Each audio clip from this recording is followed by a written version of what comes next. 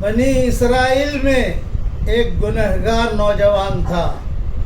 लोगों ने धक्का मारकर उसे गांव से निकाल दिया। मौत की आहट उसने सुनी और उसने एक जुमला कहा कि ए अल्लाह, तेरे पास आने का वक्त आ गया है। लोगों ने मुझे छोड़ दिया है, तू मुझे मत छोड़, तू मुझे माफ़ कर दे। और जान उसकी निकल गई।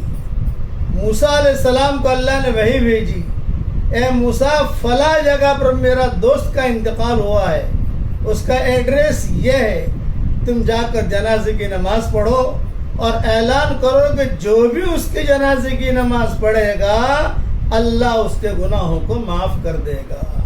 अल्लाह बहुत बड़ा करीम है, इसलिए आदमी मौत के वक्त भी इस्तिग़फ़ार करता रहे।